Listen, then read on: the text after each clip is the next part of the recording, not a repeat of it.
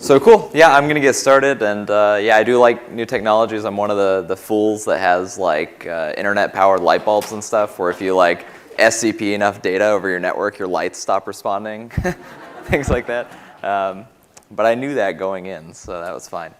As was mentioned, I'm the founder of a company called HashiCorp. I'm actually not going to talk too much about any of our tools. I'll mention them, but I'm going to try to mention them alongside tools that we also don't write. I'm not trying to pitch sort of our tools specifically in this talk.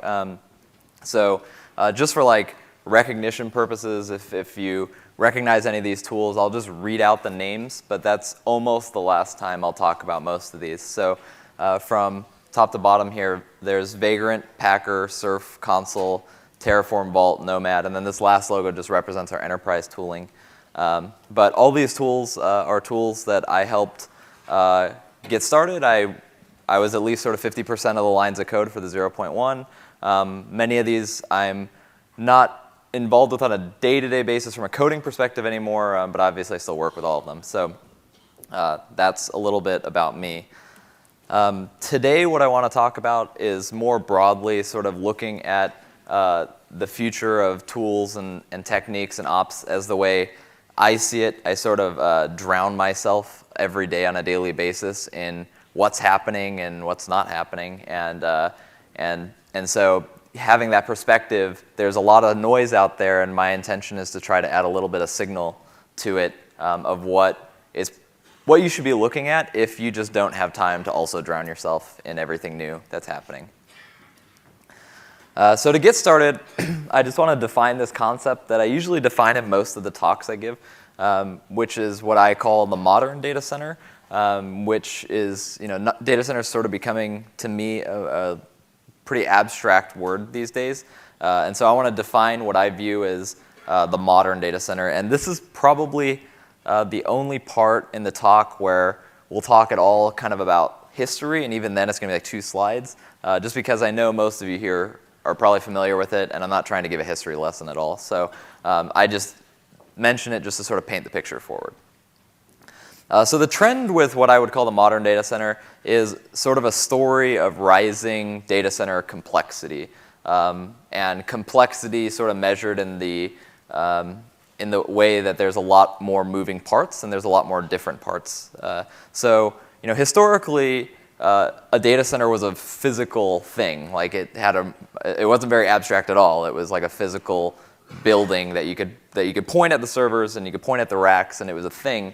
It still is today, but the word's also used for the more abstract notion too. And as things grew, we got more servers, but more or less, there's still enough historically where you could just manage them manually. That's probably the most time-efficient way to do it. Automation probably just, it's not worth the trade-off at that point. You could just sort of manually do things, add servers. Networking's easy, storage is fairly easy, so on. Very quickly thereafter, we start adding some layers of abstraction to that. The first primary one being virtualization. And I'm not going to add any sort of I don't add any dates to any of this because you adopt this at any given time. I remember reading an analyst report last year that I think it was 2015 where they expected the Fortune 500 to complete their adoption of virtualization. So, I won't put dates on here because people are at different stages, but this is generally the trend going. And I'm also not trying to make the claim that this is the order things were necessarily invented in, because obviously everything in computer science was invented in the 70s, and we're just riding that wave still. So,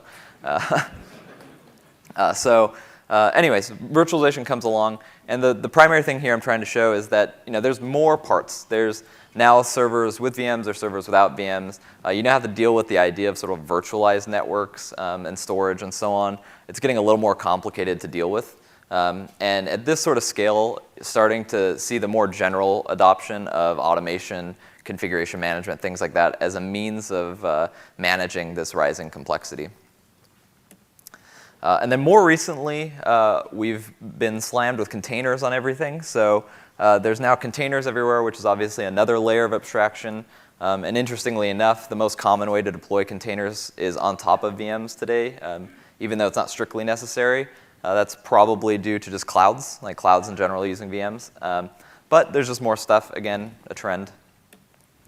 And then the last aspect of it, and this is where the word data center starts becoming a little more abstract, are these cloud services in general, represented by the clouds. But these are basically outsourced functionality that in the previous 2, 5, 10 years, you probably would have considered sort of core infrastructure technology. I know there's a number of sort of outsourced technologies that pretty much every company uses these days that I think 10 years ago, most system administrators would say, you know, like, over my dead body, am I not managing that in-house?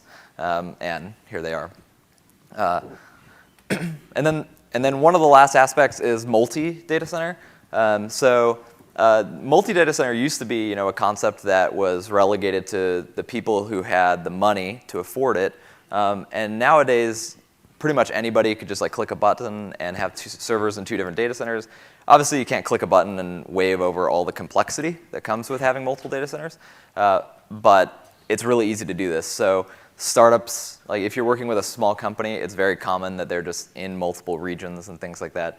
And so this is coming up rather quickly. So it's just something you need to keep in mind. And so at the end, what it looks like is kind of like this, because it's not any single sort of set of technologies. It's usually a mixture of a bunch. Not usually all, unless you're looking at a very large, older company. But it's a mixture of kind of everything. Multi-data centers, some are in the cloud, some are not. Some are VMs, some are not, et cetera. There's all these as-a-services that exist, and for the most part, all of them are necessary in a common business. There's infrastructure as a service, which is very simply, you know, requesting infrastructure components like VMs or containers. There's platform as a service, which is sort of, you know, deploy my application and I don't do ops, so to speak, at least the aspiration there. And then there's SaaS, which is like DNS as a service, database as a service, load balancer as a service. And realistically, I don't see any real businesses these days without all 3 or heading in the direction of having all 3 of these. And then the final part is just operating systems. And this is probably the least complex. Every organization usually has a like 90+% case of a single operating system. But almost everybody, for some reason, still has like that one sad like Windows machine in the corner running, you know, Active Directory or something, or Exchange or something. So there's still a little bit of heterogeneity there to think about. And so in the end, you have this, and you have those other choices. And this is sort of what we have to look at today. And the reason why this definition is important to me is because as a tool creator, as someone who's trying to create tools to help manage this complexity, the tools need to at least acknowledge the reality of pretty much anything in this picture. We need to have a story for multi-data center. We need to have a story for containers, for VMs, for not VMs, for cloud, for not cloud. And what I found is sort of from a consumer side too, you also need to be thinking about this because some tools will force more things than others, and developers will push more things than others. And so being aware of what the trade-offs are of all these things is pretty important. But this looks really complicated, and one of the questions I get is why. And this is usually from the like get off my lawn type people. It's like, why did we do any of this? Everything was perfectly fine 20 years ago, and I had a great job, and now it's just chaos and disaster and fire. And you know what comes to mind, like the flag of their like clan is usually like that dog sitting in the room with fire all around it. Those are these people. But the why is basically just this one sentence. It's we're just trying to get better at delivering and maintaining applications. The needs, the sort of number of applications, the complexity of the applications were just so different even 5 years ago that we're just trying to help sort of keep up with that. And in doing so, things become more complicated. And I don't mention it in this talk. I've given another talk where I talk about how like as you try something new, it's horribly complicated because you just don't understand any of it. And over time, you sort of build tooling or prune off feature sets or something. And over time, it actually becomes quite easy. And I think a good example of that is virtualization. Like virtualization used to be a pretty much inevitably very expensive thing and very hard thing to learn. And nowadays, like you could just for fun on a weekend, I've written like an x86 like virtualization thing that could boot up toy OSs. It's a very approachable technology these days, which I think is an amazing sign. Like we're able to move forward, but I think a lot of the new stuff especially people that if you live in the industry and you see it right when it's brand new, it's really hard to understand and horribly complicated. But my optimism is that over 2 or 5 years, it becomes very approachable and very easy. And so one of the things like people often tell me is that, and it's totally fine if like you never use any of the software, right? That's okay. But some people tell me, oh, I've been meaning to adopt that for so long, but it's been like I've been saying that for 2 years and still haven't adopted your tools. And it's like awesome, because if you wait another year, it's going to be even easier to use. Like if you adopted it 2 years ago, you might be sending me threats on Twitter, and if you adopt it now next year, you're suddenly like sending me flowers. It's a really interesting thing. So we have this complexity. And what I want to talk about is we've now been living in this world of what I defined as the modern data center for probably like 3 to 5 years. And in that time period, some best practices of techniques, tooling have been emerging as what's looking like the way to do things. And this isn't going to be a totally exhaustive set of things. I'm going to be leaving out some pretty critical things. Like I don't talk about monitoring at all, which is probably important.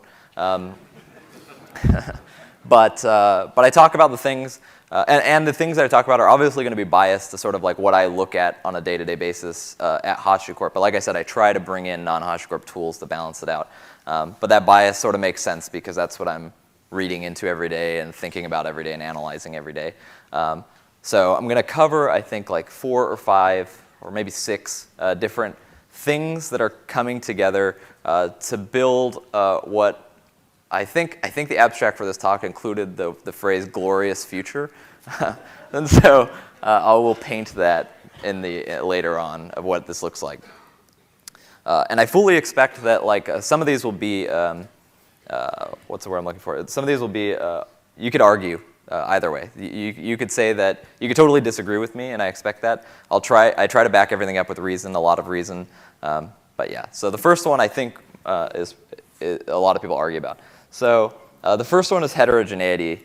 And the idea with heterogeneity is that we're just going to continue to have more differing technologies in use and not less. And so to define the opposite of this, the inverse of this, the idea with homogeneity is the dream or aspiration that despite all this growth, we'll be able to bring down the complexity by standardizing on sort of a single paradigm, like all virtualization or all containers, et cetera, or a single tech stack, or even a single cloud provider. And I don't disagree with the fact that would be fantastic. That would, if we all agreed that we were only ever going to use a single tech stack or just containers or something, that focuses everybody's energy to make one thing way better. And that one thing would get way better. And so I don't disagree the value there. But in reality, sort of what I learned, I don't think this is going to happen at all in any of these categories. And so to sort of paint the reality as I see it, things are going to continue to change. And things generally change because somebody thinks it's going to make it better. I put the asterisk there because not all change is better. But I think that all change has the goal or the aspiration by that person to make things better. It's very rare, like, it's pretty sad actually on like Hacker News or something when someone does like a show Hacker News and shows them their side project and people just like tear them out for like having the fact that this is like a totally solved problem in some way.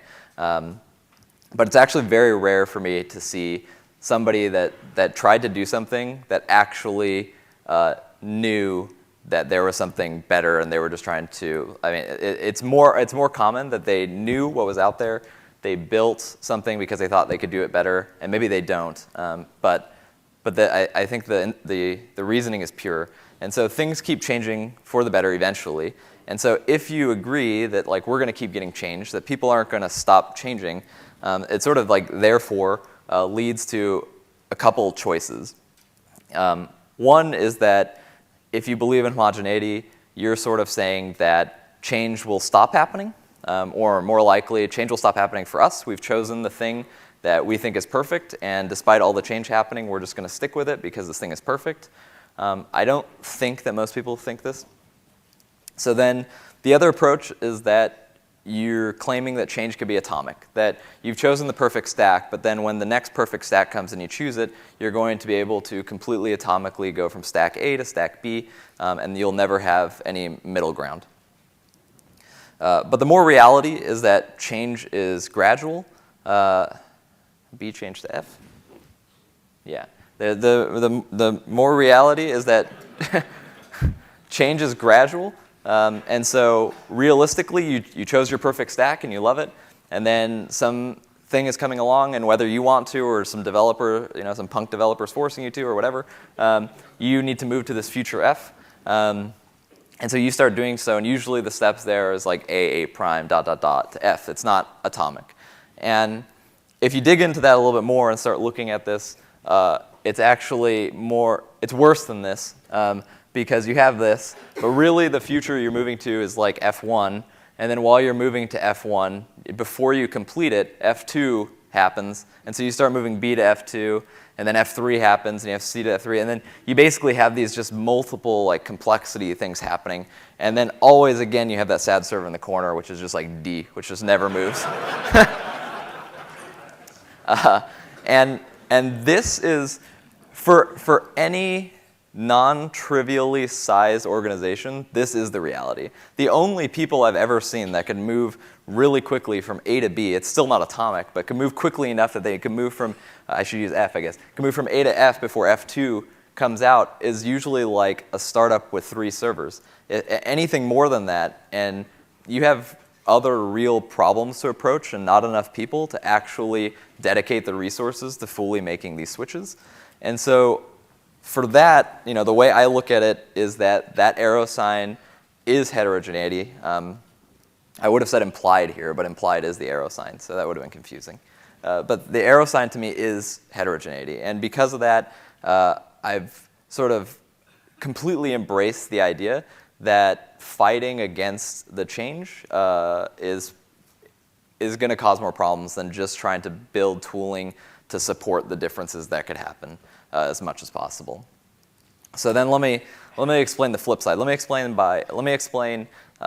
what the benefits are and what I mean by accepting that the world will be heterogeneous. So the core idea, obviously, is to embrace that things are going to be different and things are going to change, and you won't have a single sort of stack in your company. And so the idea here is once you do that, you then could consciously sort of choose tooling that aligns with that reality. Obviously, if you believe in a homogeneous future, you choose tooling that aligns with that. If you believe that everything is going to be sort of like a Docker stack, for example, then you just have to pay Docker Inc. money and you never have to pay anyone else money, and you could go down that path because you sort of have a belief. But on the flip side, if you believe in heterogeneity, then you should choose tooling that aligns with that reality. So choose tooling that either works with multiple paradigms or strives to work with multiple paradigms. You should also hire people that have that mentality.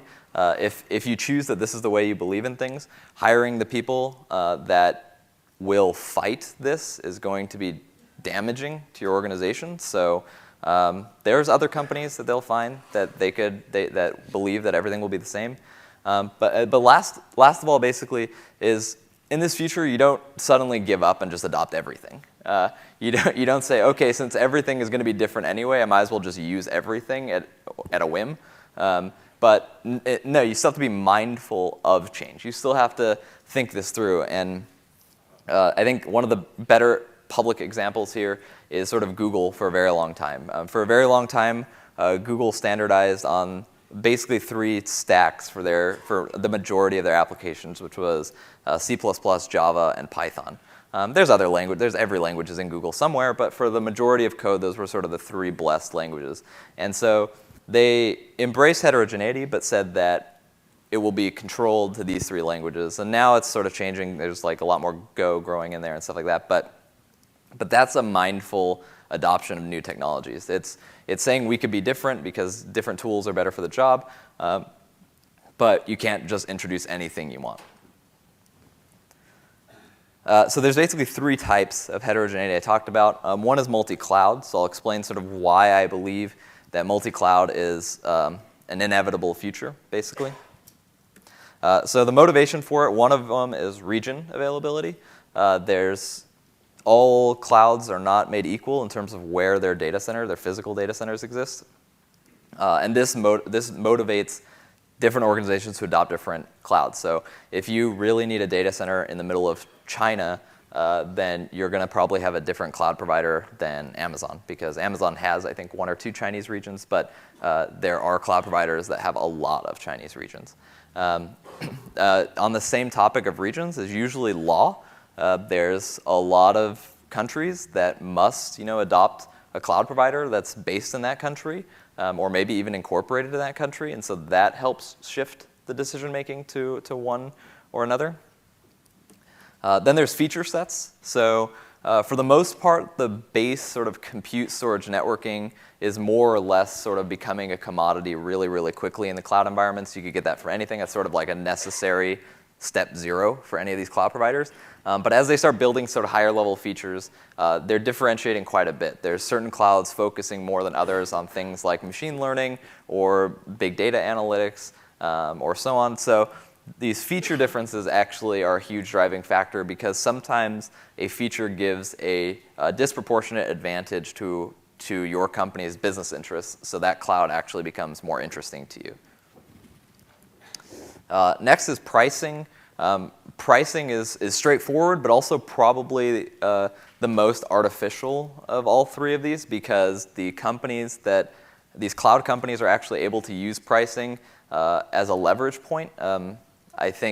I guess I won't name any just because I don't know, but I don't know if it's even true, because it's usually leaked information. But pricing, a good example is that I know for sure that cloud providers are offering very large companies ridiculously low rates that are probably at a loss just to get them onto the cloud platform, because the idea is that once you're on a cloud platform, it's very sticky and it's very hard to move, so you probably won't.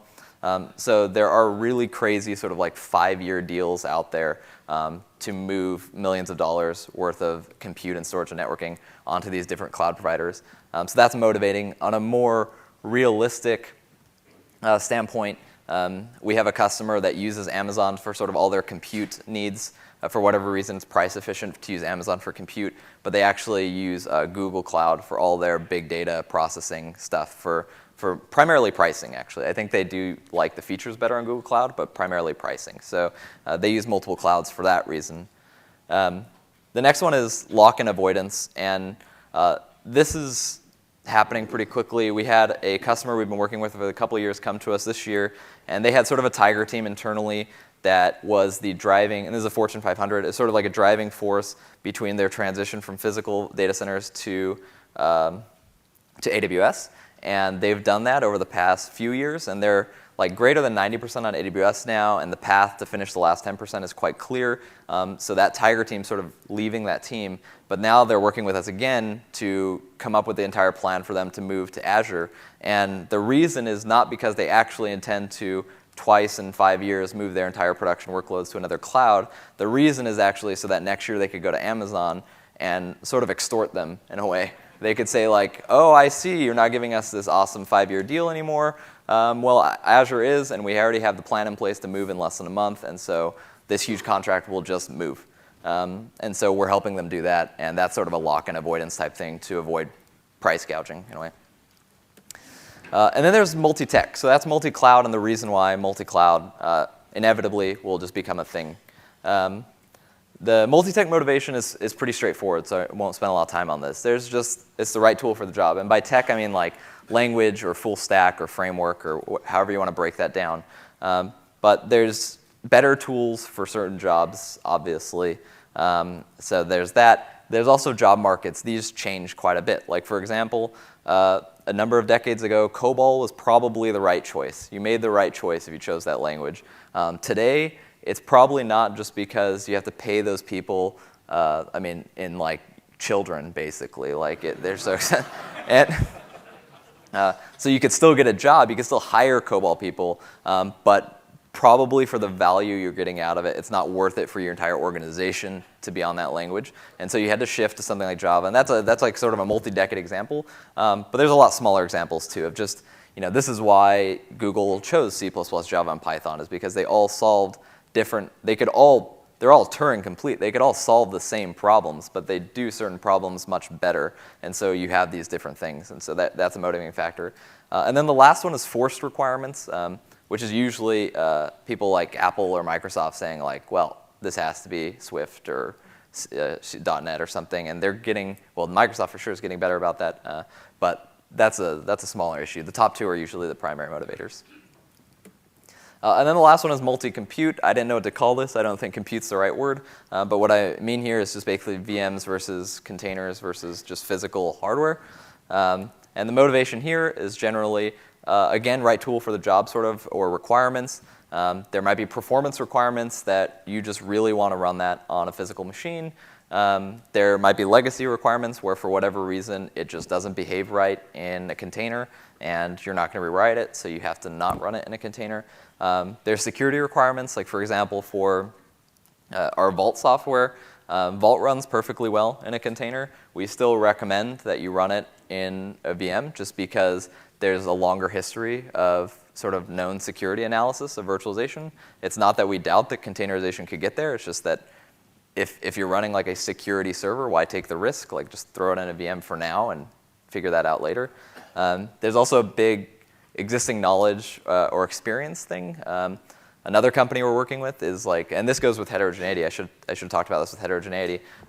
Actually based in Boston. I was in Boston and visiting this probably once Fortune 500. I think they're falling out. But I visited this company and they're very forward thinking. They're moving everything to the cloud. They're moving everything to containers. They're doing all this stuff. But then I was with the like, I don't know, VP of infrastructure or CIO or something, and he like walked to the window and he's like, do you see that building over there? And I was like, yep, what's that building? And he said, well, that's X, this web property that everyone in this room would know. He's like, that's X. We haven't shipped a new feature in 15 years. It makes $20 million a year. We're not going to ever ship another feature again. It has a staff of like 15 people. It's like, we're not moving that to the cloud. And so that's sort of part of the heterogeneity. It's like we don't want them to super fall behind, and we want them to be in sort of some of the management, some of the tooling, but not going to move that. And this is a good example here where they're not going to, I don't think they have anyone on staff that knows how that code base works anymore, so they're not going to actually like rewrite it or repackage it even to go to any other platform. They're just bleeding it out. And then there's some challenges with heterogeneity, obviously. So there's the issue of management. Management is more difficult than if everything is just the same. If everything's the same, then you all have the same APIs, the same behavior, semantics, so that becomes easier. And then there's going to be a speed of light concern, not a big deal, with like the way data is stored. You can't just throw compute on one thing and the data on another cloud because there's going to be speed of light issues between them. But there's some solutions to this. So for the management of workloads, there are tools out there. One of ours is Terraform, but another good example that we're not involved with is Kubernetes. These are tools that are completely don't care what the cloud provider is or what the tech stack is or anything. They're completely heterogeneous for supporting these workloads. And so Kubernetes in particular, for example, whatever application you write, it separates it from the infrastructure. So you could take that application and fairly easily just move it to another cloud provider. It's sort of, I think right now, a cloud provider's worst nightmare happening, unloading. And then for speed of light issues, I usually just see people running different applications on different cloud providers. It's usually not like the data for one is on one cloud provider and the compute is on another. The more reality is that your business has dozens, hundreds, thousands of applications. They all don't need to talk to each other. They all don't share data, so you just sort of put them wherever they're going to land. Okay, moving on. Less controversial, probably, is data center as computer is sort of the next trend that's coming up. And the idea here is to view your data center as a single shared resource rather than a collection of devices. And so rather than saying we have 1,000 servers with this much sort of capacity, you just sort of view your data center as having a cumulative capacity of this much RAM, this much compute, this many IOPS, and that sort of thing. That abstraction obviously in various cases breaks down, but for the vast majority of applications works just fine. So today, the good news is that developers already view your data center as a single entity. They just throw the applications over, and it just happens to go on anywhere. No, that's actually horrible. So today you have a bunch of servers. In a lot of cases, you name them and groom them and form a relationship with them, and you keep them going. And this is sort of the pets versus cattle analogy. And so you're lovingly taking care of all your children. You manually sort of assign applications to each of this server. When a developer gives you something to deploy, you try to look and see, okay, this makes sense to put here for this reason. And you make a conscious decision of where that application is going to go usually. When a server goes down or you add a server, this is usually an event. And this event is usually stressful and has work associated with it. And this is a pretty good test of how far along you are on the sort of data center as computer concept, which is, as a test, like if I walked into your data center, physical, abstract, whatever, if I walked into your data center and started unplugging servers, would that cause a huge personal crisis to somebody in your company? And for most companies today, and this is totally fine, because this is where we're heading and not necessarily where you need to be today, but for most companies right now, this is like code red disaster scenario happening where there's a rogue person in the data center unplugging things. It's a disaster. It's probably a disaster no matter what, like the fact it's a rogue person. But realistically, servers coming in and out should not be that stressful, especially towards the future we're heading, where there's so many servers that they're just going to fail rather quickly. So the reality of the situation is that the number of servers and apps that we want to deploy are growing at a breakneck pace, and I very consciously use the word breakneck because the sort of demand on just growth of the current applications, as well as the amount of things we want to deploy, is requiring a lot of agility on the operational side of things. It's forcing people to add compute to deploy just quicker and quicker and quicker. One thing I've heard, which I think is true, is sort of the value per application is going down. Like before, your company used to have the one application. That application generated $100 million a year, and it made sense to hire a huge team of people to make sure that application was up and running and babysat and so on. Now, people will write applications just so that like certain types of emoji show up in your chat room. And so the value per application is dropping, and so the actual number of people you could scale up isn't linear because you're losing money for every person you're adding to manage sort of the same scale. So each person I'll just make up a number, this isn't scientific at all, but like each person that used to be able to manage 50 servers a person now must basically be able to manage 1,000 servers a person. Actually, I think Facebook said something like that. Like that, their goal for their operations team was, I think, 1,000.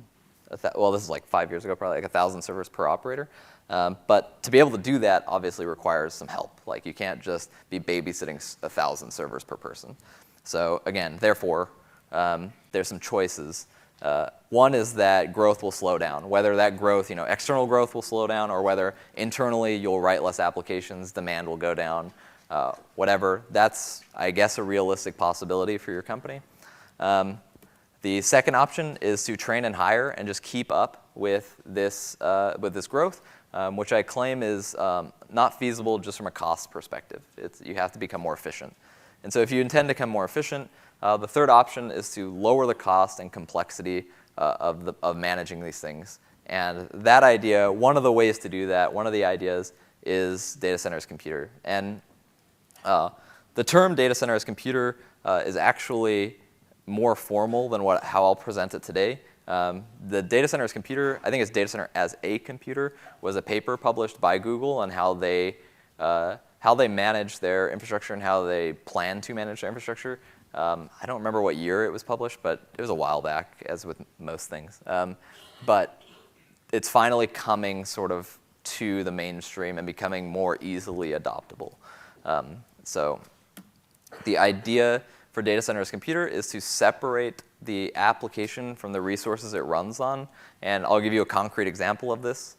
So you have an application, and instead of giving this application to somebody and having them sort of manage it manually, you attach sort of a requirements document to an application that defines what it needs. And maybe that's RAM, maybe that's CPU, maybe that's disk, but it also includes things like this must be PCI compliant, or this must talk to this database, so the latency should be within this 99 percentile. There's a variety of kinds of requirements you could do to this. At the most basic form, it's usually like RAM and compute. And you attach this directly to the application, and once it's on the application, they have these servers, and some external system that's automated is choosing where to put those applications. So it's invisible to you that there's 4 servers there, or 1,000, or whatever. You're just saying, these are the requirements I have. Please place the application. And their response back is either that there are inadequate resources to place the application, in which case you know how to handle that. It's like you need more RAM, you need more this, or it places it. And it could look like this. And when a server goes down or when something goes wrong, nobody usually gets paged. As long as there's still adequate resources in your data center, the application will just get moved. When a server gets added, as long as it's within sort of the description document, then we'll reshuffle applications to rebalance resource utilization. And this should all just basically be automated. And it can be. I mean, today, it really can be. And one of the things about it is that it allows for choice in lower level components. As with most abstractions, sort of one of the things you lose is control, which is something I talk about. But because of that, like, you don't usually attach, like, this is where the configuration must live. This is the operating system it must run on, unless it really has to run on a specific operating system, basically. This is the kernel version it requires. You sort of like remove all these requirements from the application, from the resources it runs on. And because of that, it just gives more choice. And this is what ultimately allows for more easily portable applications. So if you're using a scheduler like Kubernetes, then when you're going between Google and Amazon, or Azure and Amazon, or something, the unit that you buy from them is very different. Like the number of the amount of RAM, the type of CPU you get, they're different. But it doesn't matter because those things are separated and the placement will still work. So there are some challenges with this view of the world. Management of this is really complex. It's a complex problem to be able to solve this. And I mean, bin packing in general is NP hard, so like it's not a perfectly solvable problem either. Not all apps fit this model easily. So usually, and this is probably, again, like the dog flag people, when you approach with this sort of thing, it's like, that's a great idea, but we have this one application that uses a ton of state, and it can't just move around between servers, and you can't just place it anywhere. Like, there's a lot of requirements there that this thing can't solve, which is true. And then the last one is trust. Like, this is a situation where you're voluntarily giving up control, and a huge number of the human population has huge mental issues with giving up control. So this is a scary, scary thing. So there are solutions to this, and the solution to this is schedulers, particularly cluster or application schedulers is what they're called. So schedulers, and examples of this are Kubernetes. We have a scheduler called Nomad. There's also like Mesosphere, or Mesos, I guess is the actual application. And these schedulers, this is what they do. They place, given a set of requirements, they place that into a pool of resources is the abstract thing that schedulers do. And they are complex. They're not easy. I used to sort of joke as we were writing our scheduler that like mentally I think that there's probably only like, at the time at least, is like 3 years ago, I was like, I think there's only like 100 people in the world that actually could write a scheduler. Luckily my co-founder is one of them, since he wrote the scheduler for a couple big companies. Yeah, schedulers are really complicated. They're not easy at all. And if they do something wrong, it means that you probably have downtime. So you want these to be correct. And the good news is that Kubernetes, Nomad, I mean, it's biased, so I'll just leave that one out. Kubernetes and Mesos, like, they're being developed by well-funded, smart people. So this problem is getting solved, and this is definitely an area where the longer you wait, the better it's going to get. So Kubernetes is probably like a couple years old now. Nomad's just over a year old. Mesos is 5+ years old. And that's good. That they're getting better every year. For state, we're also starting to solve this. So I use the terms here that we use at HashiCorp for our scheduler. I think that other schedulers have different terms. But the core idea that we have is that there's 3 different types of state. There's ephemeral, sticky, and persistent. Ephemeral is basically that the state doesn't matter. You can move that application anywhere because the state's ephemeral anyway. You don't need to move the state with it. These are the easiest applications to deploy. The next category is sticky. What sticky is saying is that data could move, but it really sucks to move it. Like this is like EBS or something. It's like you could reattach an EBS volume somewhere, but there's some costs associated with that. It's a little bit like annoying. It's slow. There's speed of light issues. So what sticky is saying is like, please try super, super hard to just keep the data where it is and move the application to the data unless you absolutely have to. And so this, for Nomad, when you have a sticky volume, what this means is that it would rather evict applications that are not using a sticky volume on the server with the volume and move the thing that needs it to that server rather than move the data. And that's what sticky represents. And this is kind of what you want with more software-defined storage type stuff. But then there's cases where you can't use that kind of storage. Like there's cases, usually a good example of this is just your core database. It's on a server with SSDs attached to it. It's not network attached storage. The storage cannot move. It's not feasible to move the storage because it's ridiculously huge, and it just needs to be there. And so this is persistent storage. This is the idea that the storage can't move, and so hence the application must move to the storage. And so in this case, this sort of scheduler requirement tells the scheduler the thing that requires the storage has priority 100 on this machine. Anything else that's on that machine that doesn't need that server is going to get evicted. Like if anything is marked as can't be evicted, for example, it's just an error. It's just like it'll tell the operator, it's like, we can't place this because we can't evict anything, and yet we can't put it anywhere else. It's unsolvable. And so that's what persistent storage is. And so this is solvable with schedulers. This is not, state is not something that means that every application must be completely portable. It's not what schedulers are trying to say. So this is an example of how that works. And then the last thing is just heterogeneity, right? Like you could deploy Kubernetes to AWS on 50 servers, but still have 10 servers, even in the same subnet, that just aren't running Kubernetes, and you're still managing a different way. And that's completely fine too. If you don't trust your scheduler with certain application workloads, you just don't need to put those workloads onto a scheduler. And that's okay, because what you've done there is still you turned your 1,000 server data center, 90% are running a scheduler, you turned your 1,000 server data center into like 101 servers, because like 900 of them are a scheduler, so it's data center's computer, so more or less one server, no problem, and then the remaining 100 you're just doing manually. And that's a huge complexity decrease.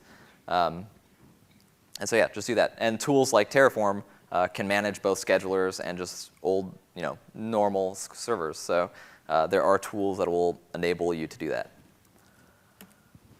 All right, moving on to the next thing, which is declarative.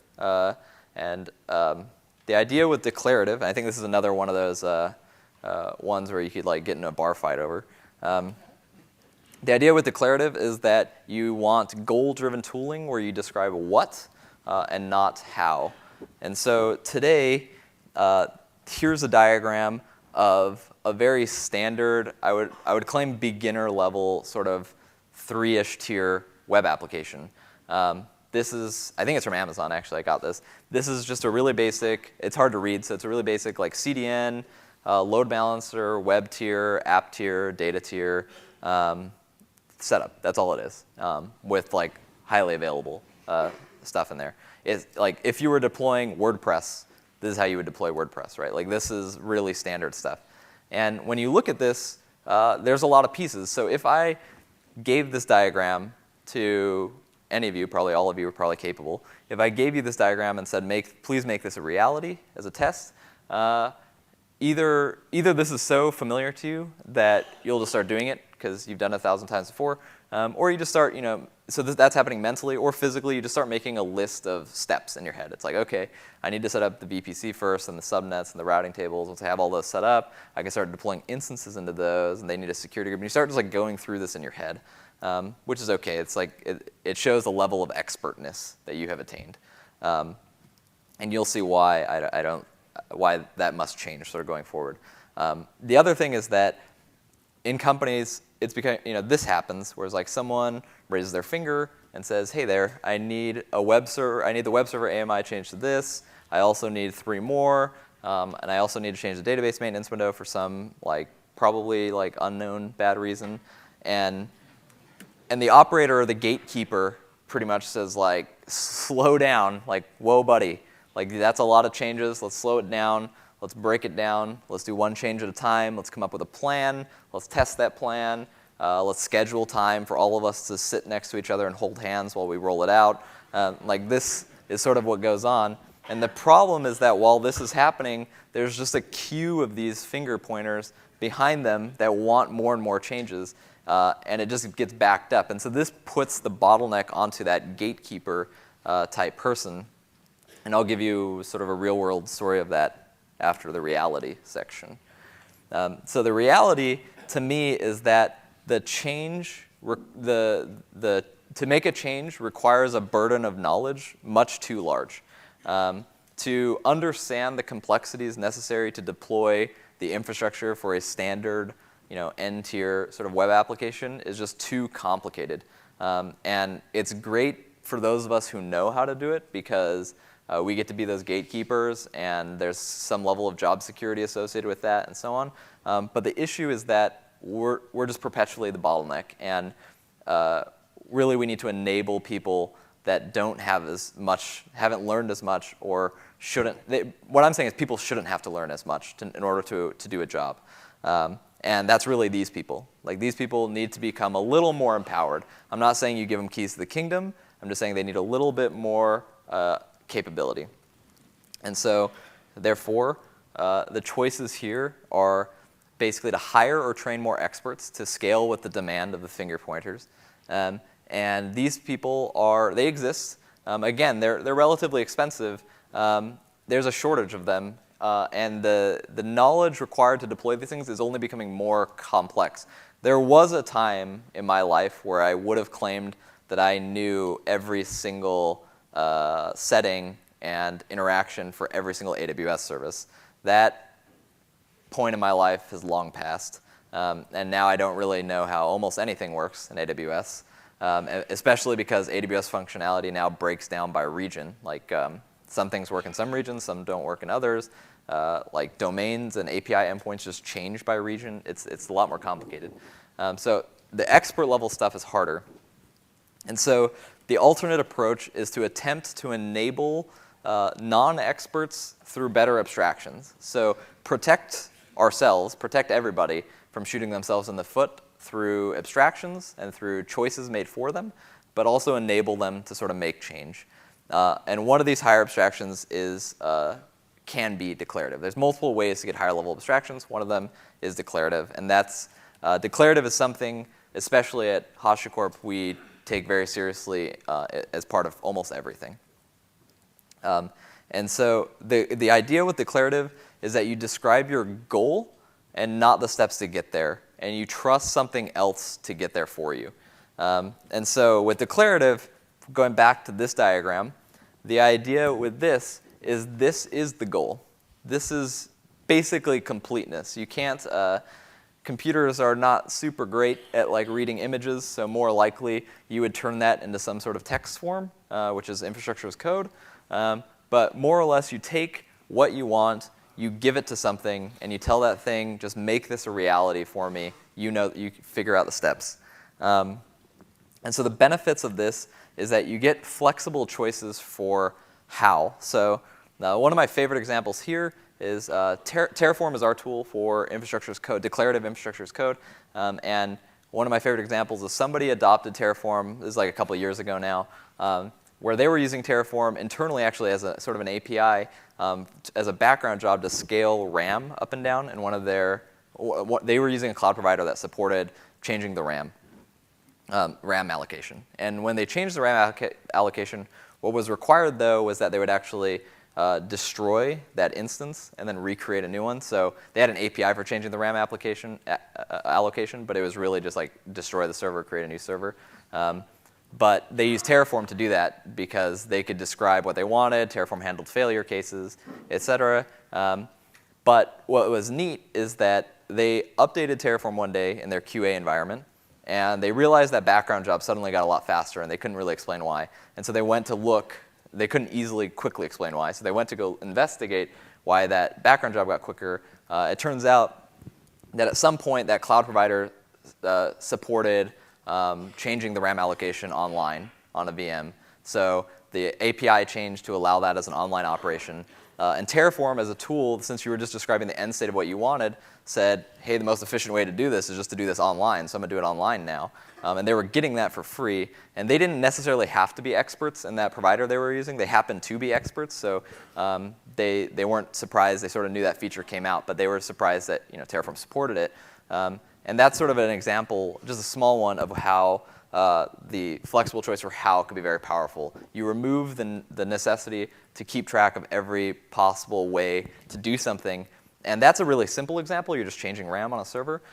This becomes super valuable when you have a very complex infrastructure. When your end state is very different from your current state. When you're saying, I want to make all these changes, it's dozens of changes, and instead of coming up with the steps to do it, you're just saying, just make these changes for me. It's also easier to educate. So knowing what you want still requires some level of expertness, right? Like you still need to know what exists in the cloud provider to know what you want. You can't get what you want without knowing what's available. However, the education level required to know what exists is usually much easier than knowing how to make those things exist. And this is more or less, for me, declarative is also an argument of just simplifying complex tasks through abstraction.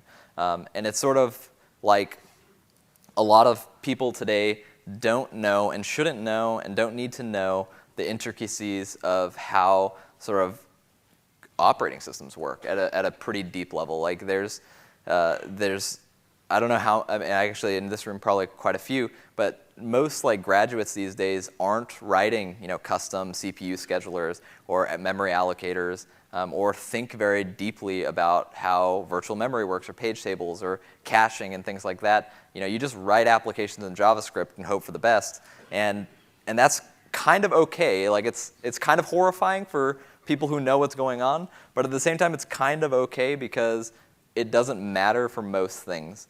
And in that same way, sort of my argument is that declarative is one of the necessary ways. We just need to move the abstraction level upwards. And so the challenge here is obviously trust. Like that's it matters, and that's the primary issue. Is you got to trust the system to get you to your end state. There's another lack of control issue that we'll have to work through. And then the last thing is that it's a difficult problem. So the general problem of going from any current state to any target state for some system is obviously much more complex than going from some known state to some some constrained desired state. But these are what these tools are sort of dealing with. And so there are solutions. Here are examples of things that are declarative. So schedulers. So for example, again, going back to the scheduler, Kubernetes data center as computer thing, for those applications you're deploying, you're describing the resources you require. You're not describing necessarily how to deploy it, how to scale it, and those sorts of things. You're just giving it a document of what you want. I want this application deployed with these resources, with this many at a minimum, and that sort of thing. And the scheduler is making that reality true, no matter your current reality. Like in Nomad, if you deploy an application, you say, I want 5 total instances deployed, and there's 2 already deployed, it'll deploy 3. And if there's 0 deployed, it'll deploy 5. But you didn't tell it non-declaratively that I want to deploy this one here or this one here and this one here to total 5. You just said, I just want 5. I don't care what's currently happening. If there's 7, then shut 2 down. You just make this work. Terraform is built to be a declarative tool. You describe the infrastructure you want across whatever providers. It makes it a reality. But I also wanted to throw in sort of a curveball example here, which is EC2, and specifically the run instances API of EC2. Most of EC2 is very much not declarative at all in any way. But the run instances API is a good example of something that is declarative, which is when you launch something on EC2, you invoke this one API called run instances, and you tell it, I want this AMI, I want this networking attached, I want these disks attached, I want 2 ephemeral disks of this size, I want 1 EBS volume attached from here, I want the EBS volume to come from this snapshot. You say what you want, and that API underneath is doing a bunch of fancy, what could be boiled down to ultimately just executing a bunch of other more imperative APIs to set up the hypervisor for your VM allocation, to grab the disks, attach them. All this sort of imperative stuff is happening underneath. And so that API is an example of something you declare what you want, and then it gets you there. It's not a great example because it's not like any current state. It's usually only like the null state of the instance doesn't exist yet. And also every other EC2 API is very much imperative. It's like change this one thing on this disk. Joyent actually has a fully declarative cloud API, which is the most amazing thing ever. The way their API works is that you just give it the definition of the instance you want, no matter what, and it does the transformations there. So it's like if you move from not having a public IP attached to having a public IP attached, in EC2 you actually make like an API call that's like modify instance attribute and change something. With Join, it's like here's the new VM document, and it realizes that the diff is that this public IP thing changed and gets you there. It's from someone who consumes a lot of cloud APIs, that was one of the better APIs I've ever implemented. But this is an example of declarative. One of the things at HashiCorp that I've learned is that I believe that for declarative to be successful, plan has to become sort of a fundamental primitive of declarative systems. And we've adopted that. So Nomad and Terraform, for example, both have a plan feature. And what plan's kind of like no-op. Plan is kind of like, it just says, show me what you're going to do. So don't do it yet because I don't trust you, but show me what you're going to do. And that's what a no-op mode would be. The plan is a superpower no-op mode because what a plan does is allows you to save that and then give it back to the declarative system and say, make this target a reality, but if the steps differ from this plan, then error. Don't actually do it anymore because I approved this set of changes to happen, but I don't want you to do anything I'm not expecting. And so a good story sort of around this whole thing put together is one of the earliest adopters of Terraform was Yelp, and they still use Terraform sort of throughout their global infrastructure. And this was still at a time where I went into the Yelp offices and sort of went into a conference room with about 20 people, 20 non-HashiCorp people, 20 Yelp people. And this was various people from their infrastructure-related teams, database management people, low-level sort of junior infrastructure engineers. The gatekeepers were there of the infrastructure, and they're fully on AWS. So I went through sort of a slide deck of what Terraform is, and they asked me to come in, and I was talking about it. And they actually ended up adopting Terraform almost instantly. And the main reason was because of this plan gave them the trust to adopt it immediately. But they were running into this issue of the finger pointers and having a minimum set of gatekeepers that they couldn't afford really to hire anymore. And so they had this issue where they just had a ton of people that couldn't make infrastructure change because they had ticket queue that was huge. And they switched to this model with Terraform where anybody is able to propose any target state. They modify the Terraform code themselves. They send now the gatekeepers the plan. And if the plan looks good, then they're approved to run that plan. And so they're still gatekeepers, but their job is so much simpler because their job is no longer to come up with how to make this a reality. It's just, what is your reality? Does this plan look good? Go do it. And they just check it off, and it goes. And so now every sort of team there is able to control their own infrastructure in a very still safe way for them. And so that's an example of sort of declarative. The next thing is app-level security. So let's hop into the world of security. So the idea here is that you'll use app-level security in addition to network and server level, and security will exist as a core sort of primitive within an application itself. So let's say today, and actually for this section, it's a little bit more like historical. So historically, you would view security like this. It was very much an us versus them sort of scenario. You had the bad people outside. You built a wall. Somebody paid for that wall. And then you would, and as long as they stayed over the wall, everything was okay, and you were in your nice safe space in the middle where obviously no problems could exist because it's all their fault. And so us versus them was the mentality of security at the time.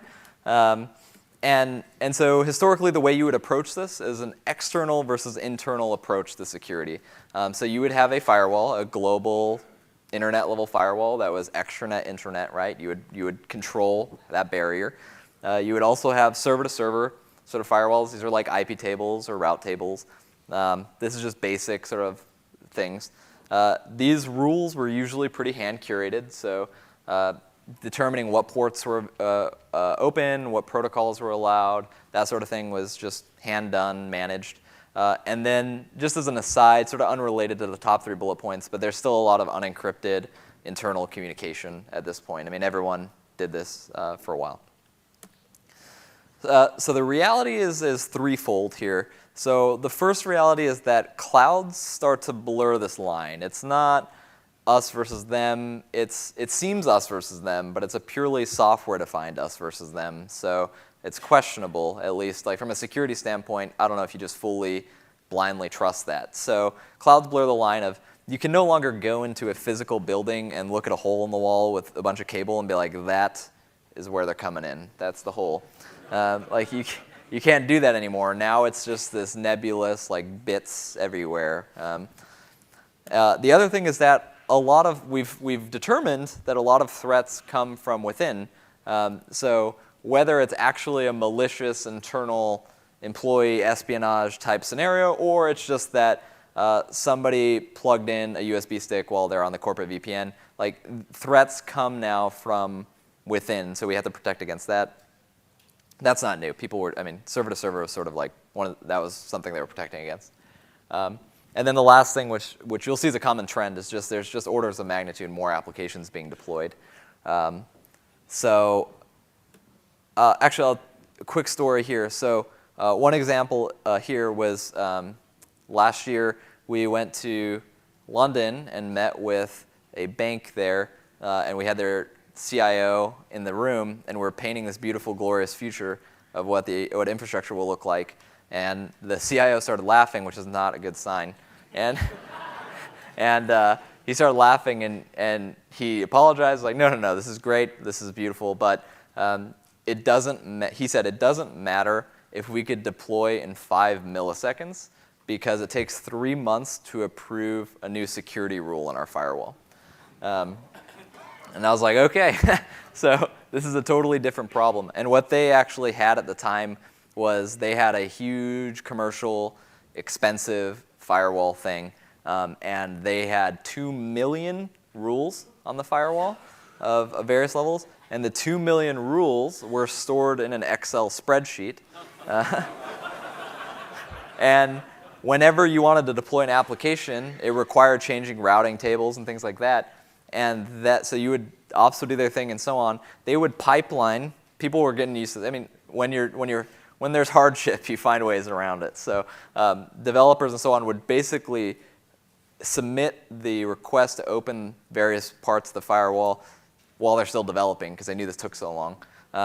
That would go into this committee. The committee would enter it into their Excel spreadsheet. The spreadsheet did a bunch of like crazy things, like relational things, and determined whether if it conflicted with anything else, whether it worked. They also mentally went through, you had the people in the room that just had to have a spidey sense that were like, this rule, I swear we didn't do this for some reason. And you had that thing going on.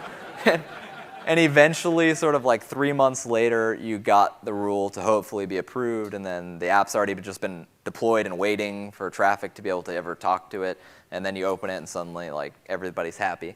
And so that's an issue, and this order of magnitude of apps is one of the things that makes that issue not palatable for them anymore. They're a bank that's moving from hundreds of applications to way more than that, and this is their top concern.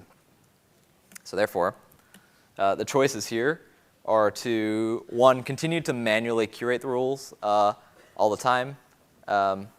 Actually, interestingly, that changes too. But it also means hire or train more experts that can understand those rules and just try to scale up the flow and try to push that queue faster.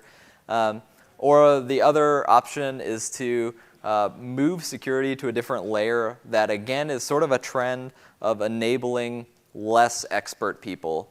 They're probably still security-minded, but enabling less expert people to make more isolated decisions. So stop modifying the 2 million rule global corporate firewall and start breaking that down to a bunch of different firewalls. So app-level security is three things, basically. Three major trends define what this is currently. It's end-to-end encryption for everything, identity attached to all communication, and sort of permission-based APIs, permission-checked APIs. So in a more visual story, we have red and pink or purple here, or blue and pink and purple here. And all communication, as this will be the last time the lock exists, but assume all communication should be encrypted in some way. This is usually TLS, but it could be other things, I guess. So assume it's encrypted. And the way this would work is basically like blue says to pink, like, hi, I'm Alice. Pink responds, hey there, I'm Bob. There's two of those. Blue then requests, like, I need to bill this user Charles, $34. And then pink responds like, OK, Charles has been billed. Awesome. There's alternate realities where you say, hi, I'm Alice. And pink responds like, nope, no, you're not. You're not Alice. And that's an issue. Another alternate reality is that it is Alice. And she says, I need to bill Charles $34. And oops. And pink responds, like, sorry, Alice, you can't do that. And this is sort of, in a nice little visual story, the idea behind app-level security is that none of this communication was blocked or checked or anything by any global firewall. These are in the application, being checked by the application and verified there. And so to reiterate again, all connections have identity associated with them. That's important for various auditing things. All connections are encrypted. This helps protect against internal threats. All requests are checked for permission. The second bullet point in particular is a problem because if you're encrypting all connections end-to-end, then it makes it so that your firewall could probably still do like port stuff, but you can't man in the middle of your own connections anymore, which is what a lot of firewalls do for various things. So that breaks down. And so you need to do these checks sort of in the applications. And this enables sort of efficient growth because what this is trying to do is this doesn't replace, the next slides are important, this doesn't replace the security you already have. Like you still do perimeter security, you still do IP tables and routing table rules. It's just moving the sort of application level logic security to the application. So you still have a huge security team. Security matters. You still have a security team. The security team is defining what those low-level rules are. And an example of someone adopting this is, that core security team says, OK, all application traffic must be TLS, and it must flow over this port range. So you'll never open any other port. We're giving you these 1,000 ports for only TLS connections. Here they are. And now that port range, similar to sort of like radio ranges, is like, that's your problem now. Like, just adhere to regulation. And it moves up.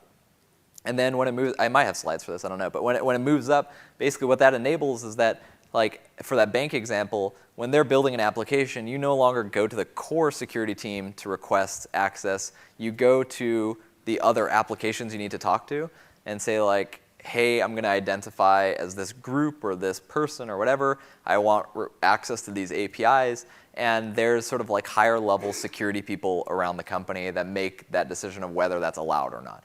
And so it sort of splits security up into more focused roles.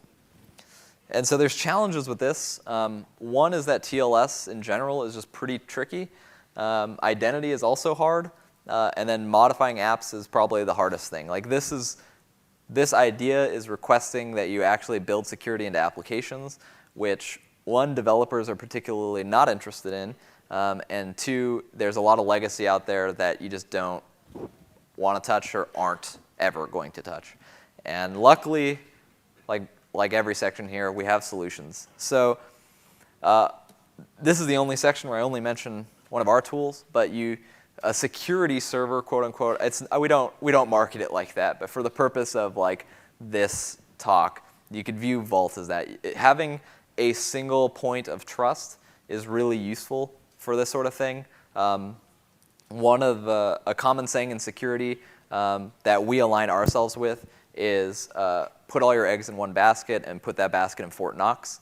And the idea there is, it's better to do security exceptionally well in one location than sort of split it up. And that sounds counterintuitive to what I'm saying here, but it's not, because the security server is your Fort Knox, and in our case, we try to make that Vault. And this is the thing that's actually it's the trusted point. It's set up by the core security team. This is a single trusted entity that's doing all the TLS verification. It's your CA. It's doing all the identity verification, which might also just be TLS. It's doing all the permissions checking. It's kind of like a Kerberos, except not that protocol. And it does a bunch of other things too. But that helps that quite a bit. So Vault in particular, for example, for the TLS problem, is it gives you a JSON over HTTP on TLS, but JSON over HTTP API to manage all your certificates. It is a completely RFC compliant for like 36 RFCs CA, and it's very much proven in that aspect too. Like the people who developed the CA functionality originally in Vault was Akamai, the giant global CDN. And they use Vault as their only internal CA for almost all their services internally. And so this is a thing that people trust and is used at scale and supports some really weird TLS functionality that didn't know was there. The other issues that it could solve is schedulers could solve is sort of orchestrating the setup. So if you're not going to change your application, you could still limit the scope of where this happens. So schedulers, like we just tweeted about a couple weeks ago, as Kubernetes Vault integration, and Nomad integrates with Vault, can actually, if you trust the scheduler, which security is all turtles, and we won't go through all the turtles, but if you could trust your scheduler, then the scheduler could actually set up a local man-in-the-middle, a local endpoint where all connections going out are wrapped in TLS and sent across, and all connections coming in are unwrapped, and do all the checking there. And that allows it so that your application that was never built to have app-level security doesn't need to know about it, and that's okay. So there's various options you have. And so one of the last things I talk about is DevOps, and yeah, we'll go into this. So the idea here, though, is basically that DevOps security must more or less be able to work together to try to streamline all this stuff. And so I've covered a lot of tool techniques, and this is more the only sort of people technique I cover. But real quick, DevOps, I don't actually care what this word is. You could choose, if you just hate this word or hate this trend or whatever, you could choose to ignore it. What's more important to me than the word is just the idea that we move from this handoff process to these people working together. And all the technologies or the technology trends I showed prior to this are about enabling that sort of parallelism, right? It's about enabling less expert people because you can't constantly make groups of expert people. It's just not possible. So enabling non-expert people to make a significant change in order to streamline this stuff. So being able to deploy, being able to create infrastructure, secure it is really important.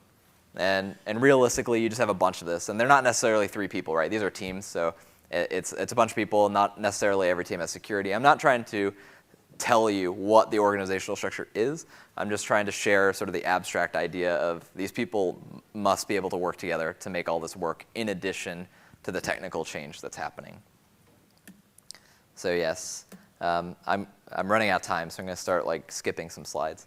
But I promised a glorious future, so let me paint this glorious future of what this looks like if this works properly. We'll have, or we do have, a globally distributed set of available resources that are available on demand when we want them. Utilizing those resources in most cases is pretty much as simple as double-click to run. because of schedulers, right? It's just send it, it runs. Spiritually equivalent to just double-click to run. You build and deploy most complex things by describing what you want, not describing how to do it. So you're separated from the complexity of knowing how to get things done, and you can move on to other harder, higher-level problems. All the applications you deploy are secured by each other. So there's app-to-app security, so that in addition to server and perimeter, but even if you don't have that, you're at least protected to some extent. And because people can work together, sort of deploying dozens or hundreds or thousands of applications is not as stressful as it is today. And one thing to notice is that sort of this glorious future is sort of centered around the idea of high-level workflows rather than actually specific technologies. So I'm not betting in any way that containers are going to be the way, or this language is going to be the way, or whatever. You saw earlier I claimed that a lot of different things will be the way to do it. But more importantly, like no matter what, this sort of like trend is focused on a higher level thing, because I think that's more important than what's happening underneath. And then really quickly, so I talked a lot about a lot of things that are like happening today and pretty well proven. Like these are things that everything I talked about here are things I talk about on a weekly basis with very, very large companies. Like they're happening both at the small hobbyist level and at the enterprisey level. Like they're not risky. These are real things happening. But I did want to like at least throw something out there that was a little bit risky to talk about, which I don't think is a for sure thing, but is interesting to talk about. So future stuff. I want to mention serverless, just to make sure I piss somebody off at least. The idea behind serverless, and this is the last section, is that you upload a small unit that manifests sort of the compute to realize its result upon invocation. So that's a lot of words, but basically you upload these small units. They don't necessarily, they're kind of like Schrodinger's units. They don't really exist until you look at them, and when you look at them, they give you the result, but you're not sure if they were actually there or not. And so that's complicated. So visually, okay, so you upload this unit that could bill users. You give it an ID, it bills the user. That in turn also talks to these other units, which is like charge the user some amount, make the receipt for a user. I don't know. This could be a whole tree of various little like units. I'm calling them units. They could be functions. Right now, I guess they're functions, but they're little application units. And a request comes in from the void, and you just don't know if there were like servers there to respond to this thing, but it's always there for you. The idea is that's hopefully always there for you. And then it gives you back a response, and then maybe not, that thing just disappears again. And so that's basically the idea of serverless. And this word is somewhat unfortunate, I guess, and makes a lot of people very upset. So like there's a couple main arguments against just the word, which I'll talk about, which is the first one that's always there is like there's still servers. This whole thing's a lie. You know, the whole idea of serverless is based on like a crumbling foundation. This can't work. And so sure, but it's like anybody who actually works with serverless, no one's going to complain that there are no servers. There's like, of course, a lot of servers. There's actually an extremely barely fathomable amount of servers making this work. But the serverless is like, I am serverless. I don't have any servers. You have a ton of servers, but I don't have any. And that's sort of where this unfortunate name comes from. So I don't really like that argument too much. The more reasonable argument is that serverless is just a newfangled PaaS, a newfangled platform as a service. Like Heroku, more or less, was serverless. Like I deployed something, the server, or like it didn't really exist till I requested it. It was really slow, and then it responded because it was starting itself up. And that's a lot more reasonable. But to me, what's interesting is the unit of deployment. So serverless is purposely, that movement is purposely trying to constrain the unit of deployment to be much smaller than an entire application. And I think that constraint actually makes it novel. And that constraint actually will probably mean interesting things in the future for how we could build the serverless control planes and that sort of thing. I should go back and say that serverless as a concept is not novel.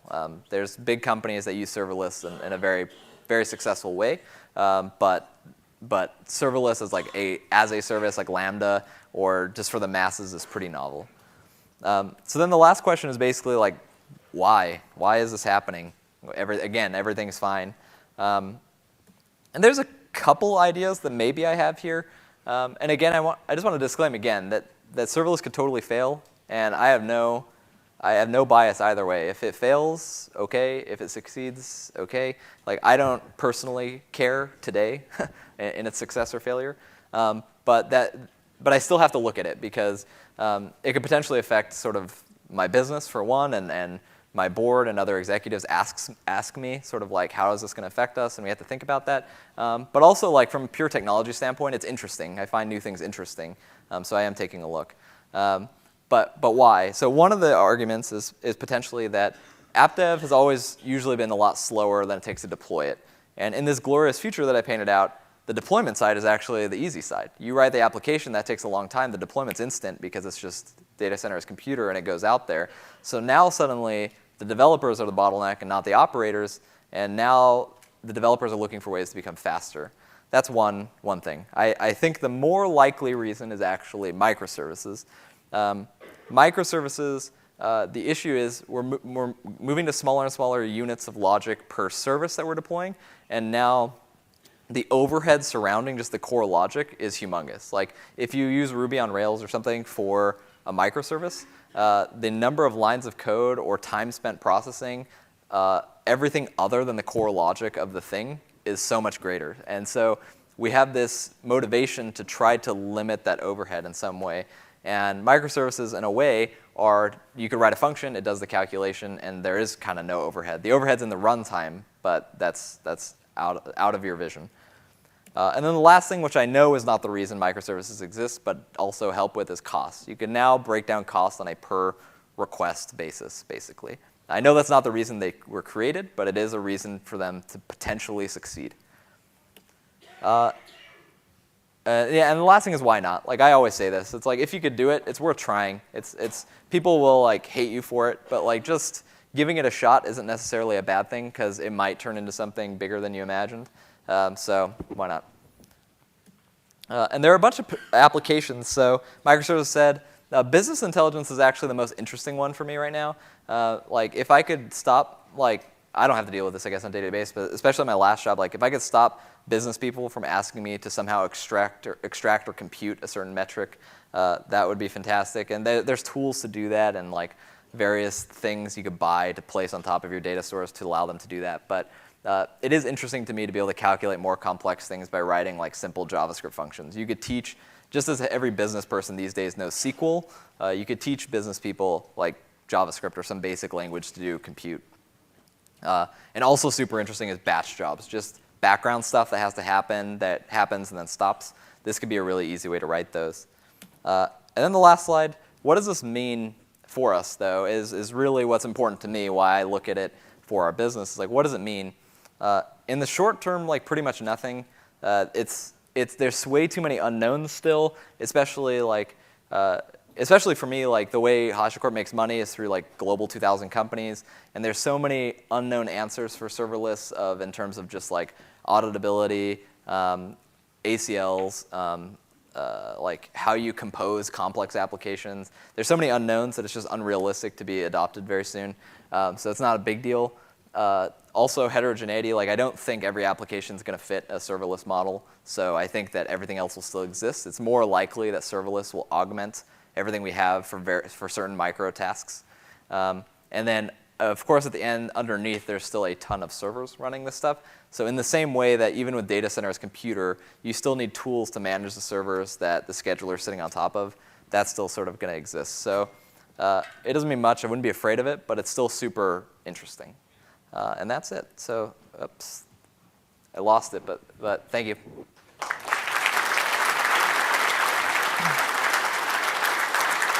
All right. Thank you. I have 5 minutes for Q&A, and then the rest I'm happy to talk about outside. So if there's any questions, I'll take them. Please use the microphones.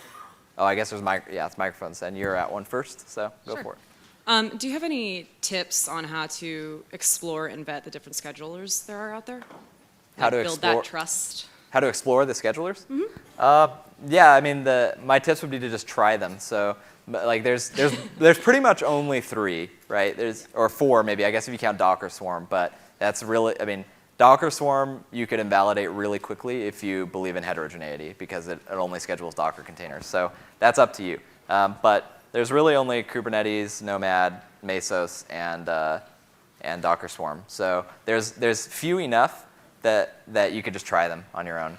There's a ton more schedulers historically, but those are the only real 4 that are being adopted in this mindset of things. So to clarify, what I mean is earlier you alluded to the fact that whether or not you trust your scheduler. So like, what are some of the questions and the test cases and things to consider? Yeah, I mean, the hardest thing is probably, I mean, I would just like ask bigger users how, like what, and some of them blog about it, but talking to users at conferences that actually use the thing of how it's worked for them. Because every scheduler vendor is going to tell you it works perfectly. So, yeah. So Nomad? Yeah. Nomad's great. It's great. All right, any other questions? Cool. Okay, well, I'll be outside, so thank you very much.